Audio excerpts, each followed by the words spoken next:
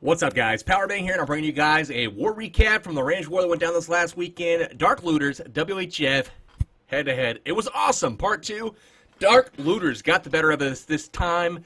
It's going to be a short recap, guys, because Clash of Clans, literally, as I'm recording here, just tweeted out that they're shutting down the servers to bring the next Clash update, which is level 14 Archer Towers and level 8 Giants. So you guys heard it here.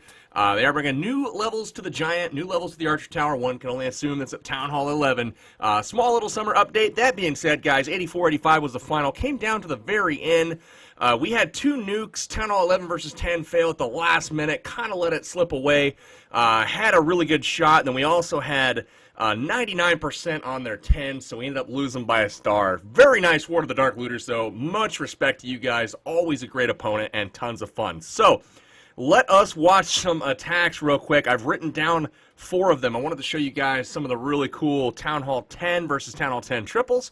This is Cobra going against Black Tiger here, and he's going to bring the La Lune attack. I really hope we have enough time to get through all of that I want to show you, but the last few times that they have tweeted out maintenance break incoming, that typically means that you have like 10 minutes, and really poor notification system from the Clash team as far as server maintenance and updates go. That's something I've always been unhappy with about this game, is the fact that, especially for content creators, replays get wiped, and big wars like this one, you don't get to cover it in all of its splendor. But anyways, we were just going to get started here with a Queen Walk from Cobra. Very nice wall breakers there, waits to attract the attention of that Archer Tower in the north. And he gets that funnel going with the Wizard up top to force the Queen charge into the base. You can see he's trying to get a second air defense here with that Queen, which is great. You saw the first one here in the corner. But he's also going to get the CC. Look at this, miners in the CC. What in the world is that? We will see here. It looks like really not a lot of damage there. Wall breaks open, that compartment over there, and then a jump spell to connect the King to the Inferno Tower. So the King with a multi-Inferno Tower will easily be able to take that out. And then you're going to see 2 air defenses remaining and 19 balloons with a couple hounds to go ahead and target the rest of that. So really well thought out plan. Nicely done here. The King just, biding his time here. Gets the Inferno taken out, but he now has to take care of this Archer Queen as well. The Queen's going to go ahead and take care of her in the middle. Really nice job with that. So the Queen's down. That is pretty much all of the main threats in the base. He's got 1 free spell remaining for the Inferno Tower here. He might try to stretch it to get the Wizard Tower as well. We will try to watch that action here closely. The Queen takes care of the Air Sweeper on the right, and then potentially might be able to get the Wizard Tower here too, which is one of the biggest threats remaining to the balloon. She does do that. All of the Expos are distracted. Look at that. So haste spells help out all the balloons through, and a nice little hole in the base there. He drops 1 balloon to soak up all the traps, so very nice job taking advantage of that hole. Not for the bulk of his army, but just that one little balloon taking care of some traps, and also, gathering some attention there for the remainder of the army. But just destroys the base. Cobra, wonderful raid, man. Always bringing the good stuff. Pups and minions go ahead and take out the rest, and that is going to be a 3-star for the good guys. Cobra getting it done, man. All right, next up, we've got number 12. This one is Luca P getting taken out by Smiling Muffin, and this is something you don't see often at Town Hall 10, but it's very underrated, and that is just a Govaho or even Goho at Town Hall 10. Hogs, bringing it back with the Hogs here. So he starts off with the Queen Walk. Queen's just going to do her thing under the heels of them Heelzors, and takes out the corner here. He's got some funnel being started on the right with the Archers, and she's going to continue to walk that way. It looks like he's going to probably break into the compartment here by the Town Hall, because he has 8 wall breakers. Now here's the Giant for distraction. Probably going to see some wall breakers come in behind just like that, and that's going to allow the Queen to get into this compartment, take out some key defenses, the Town Hall, and then also the key being that Inferno Tower that has got a little bit of an island around it right here. That is what we want to take out with the Queen, and right now it's kind of protecting itself from like bowlers. So no bowlers this attack. He's bringing the straight up Govaho, but the thing is, actually I shouldn't say Govaho, it's just a Vaho. No golems, just the Val. I always do that with the Valks and Hogs.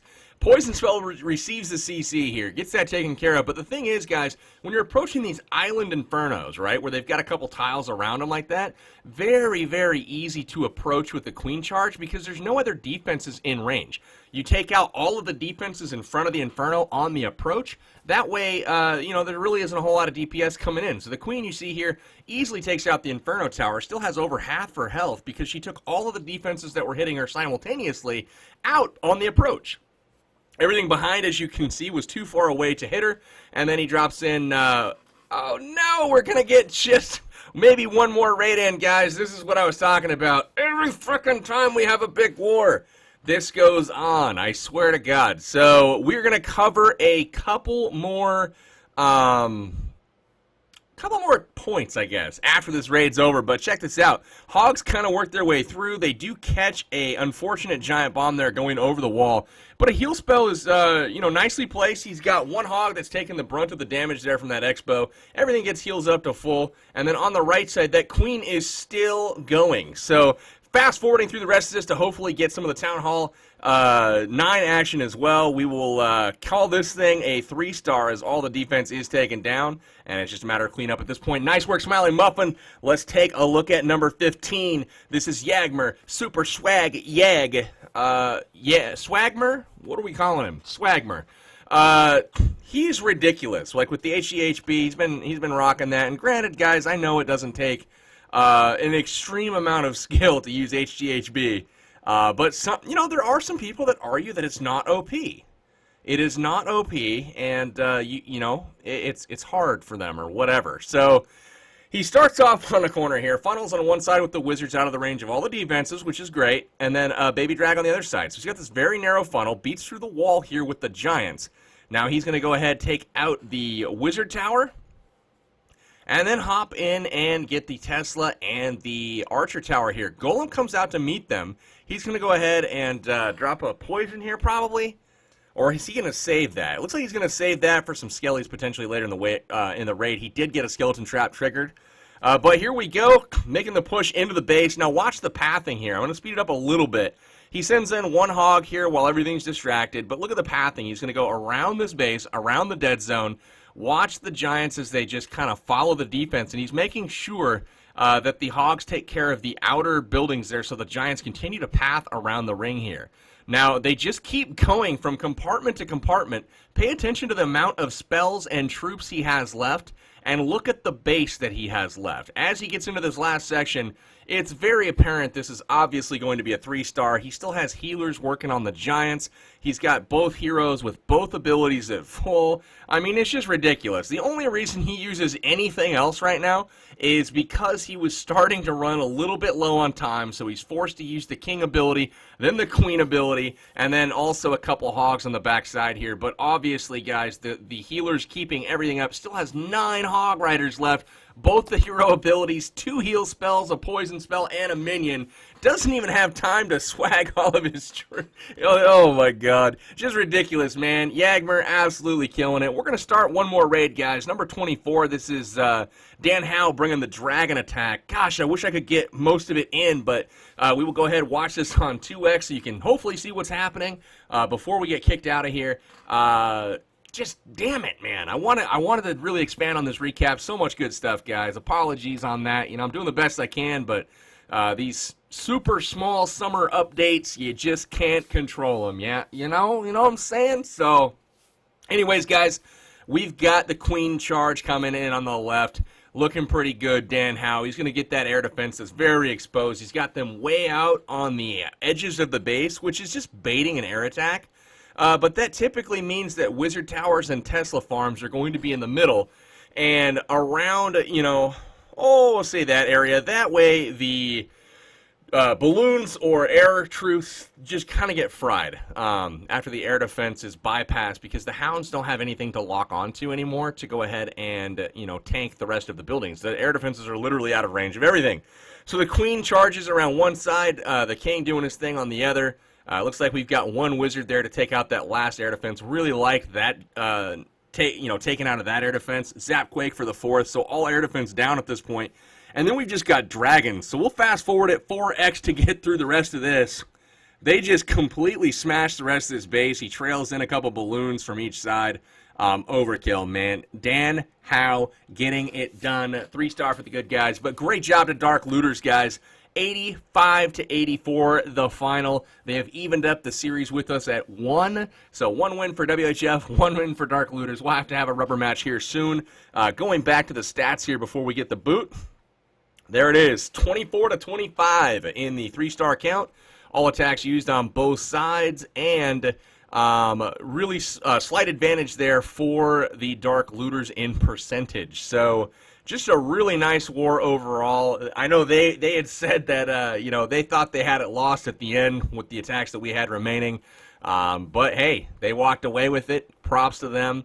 So a couple notes here to close out this video since we are about to get kicked. For those of you guys out there that have either tried to get into WHF or, kind of on the fence or maybe are looking for a clan, we are full, obviously, in WHF, WHF2. We're always recruiting, though, trying to get people in. But we do have another clan that I don't publicize a whole lot. There's the connection loss. We are booted. Update time, people. Update time is now. So backing up a little bit, we do have another clan that I don't publicize a whole lot. It's basically a lot of the OG WHF guys, the guys that were around at the start, kind of playing more casually these days, but still warring back to back. Well, they need help, guys. WHF Mini could use 15 good bodies or so. Anybody that, they're looking for soldiers, for warriors. We're talking Town Hall 8 through Town Hall 11, guys. Obviously have a strong account. Don't be a rushed base. It's going to be a lot less strict, I guess, to get into that clan, as it is more of a relaxed atmosphere, a little bit more casual. So if you're looking to kind of crack into the scene a little bit, looking for a solid clan, fun, down to earth, guys that understand that you have a real life, feel free to check them out. WHF, the clan is called Mini WHF, so Mini first, then WHF. I will put the clan name and the tag in the description. Feel free to apply. Make sure that you put a password of Cucumber to apply in game to that clan. So Cucumber is the password there. That way they know you came from this video. So they at least have an inkling that you aren't a complete schmuck from Global. That all being said, Mini WHF, go check them out. They could use 15 hardened, seasoned warriors if you think you got the skills and the activity level to keep up with the old WHF crew. Feel free to check them out, guys. Then we've got the update. Update just hit, guys, literally right now.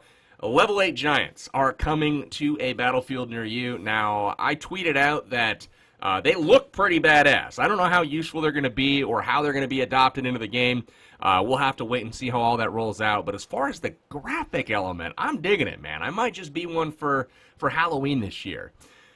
Or maybe I won't. Maybe I'll be something else. I don't know. But that all being said, I think I'm going to close out this video, guys. Hopefully you've enjoyed the attacks that I did get time to show. Sorry it wasn't a little bit longer. Best of luck to the Dark Looters in the future, guys. You guys were wonderful as always. And thanks for being such good sports. You guys are awesome. That's all I got for now, guys. This is Powerbang. I'm signing out until next time. Take care.